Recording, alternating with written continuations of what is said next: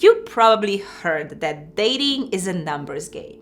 If you want to meet someone, you have to go out more, meet more people, and then eventually you're gonna find your person. But is it really so?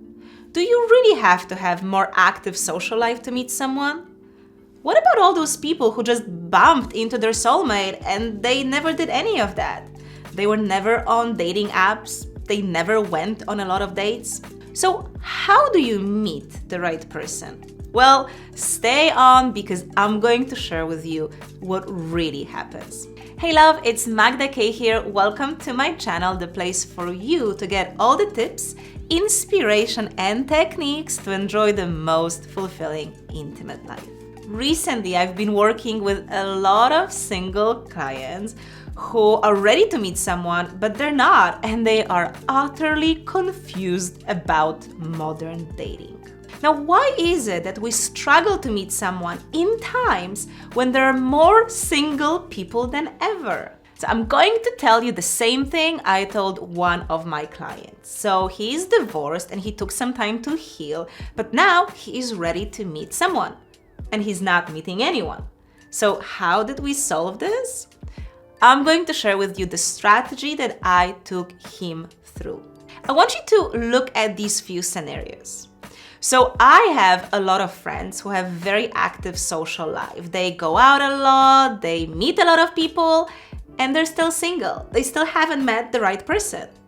I also have a lot of friends who did meet their person while being out and partying.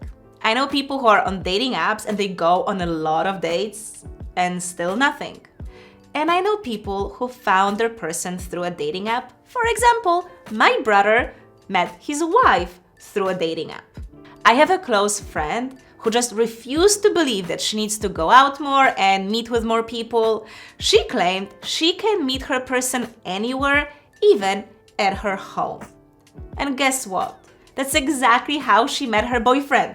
He came over to her house one day and boom, now they're in a relationship. So what's going on here? Why is it that the numbers game works for some people and it doesn't work for others? Here is the truth.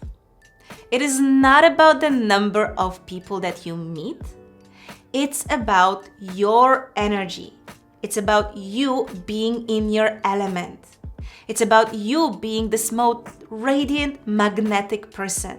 Because this is when you meet the right people. So if you're someone who's naturally outgoing and an extrovert, then you're at your best. You're the most magnetic when you go out and hang out with people. So of course, it's gonna be easy for you to meet the right person when you're out and partying, when you're around people doing things. But if you're more of an introvert and social situations feel a bit anxious to you, well, you're not gonna be in your element, you're gonna be all tense, meaning it's gonna be really difficult for you to meet someone. Every person I ever dated or had a crush on, I always met them in the situation when I was doing something that made me feel so alive and happy. So back in time when I still partied and I really enjoyed it, I met one of my former partners, someone with whom I stayed together for quite a long time. We met at the launch party of a new coffee shop. Then another guy, I met him at the Contact Dance Festival and I love dancing and I love moving my body. Then I met a few at my CrossFit gym. Again, I really love CrossFit. One guy, I met him when I was wakeboarding. There's also another guy that I met at a sex party. That's in times when I was living in a tantric community.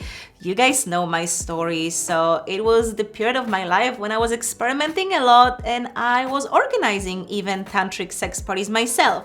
Now, if that is something that interests you a lot, you can check the link somewhere here. I have a whole video dedicated to sex parties and how to attend one and have a great experience. Now, recently, I also met someone at a business conference. So all of these things, I absolutely loved doing them. Like I was in my element, I was shining because I loved the things that I was doing.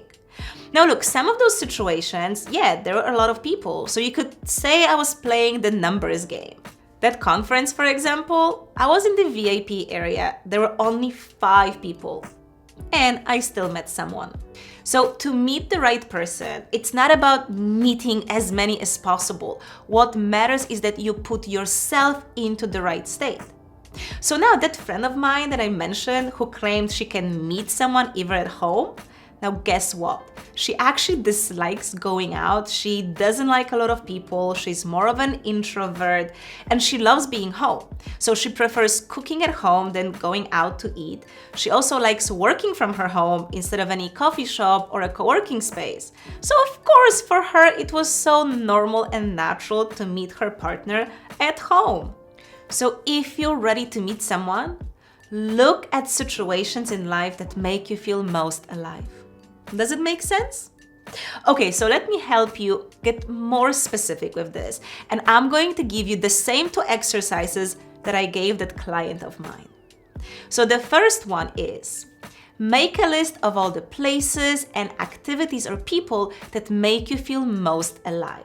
So for me, for example, I love being outdoors and doing some sports. So motocross, wakeboarding, snowboarding, like these things make me feel so alive. I also love being on stage. So anytime I teach a workshop or I give a presentation, I am in my element. And trust me, I always meet incredible people anytime I do that.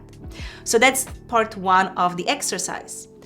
Part 2 is, I want you to think of the most incredible people that you have in your life. So that includes your ex-partners and your ex-lovers, but also any friends or business partner, like someone who truly enriches your life. And now I want you to think, how did you meet them? What was happening when you met them? And also what was happening in your life or what you were doing right before you met them? Can you see any patterns? Now this is where you're going to meet your next partner. Love, I really hope that you enjoyed this video and that you got value from it. And if you did, please give this video a like. Look, if you think that dating is confusing, try YouTube algorithm. So if you can like this video and comment, it would really help me make sure that this channel grows, which is something that I love and I'm really putting a lot of work into this. So it would mean the world if you could support me. But I honestly hope that you got value from this video. Thank you so much for being here. So if you would like more videos like this, please subscribe to my channel and also follow me on Instagram for more daily updates. I hope to see you next week. Bye!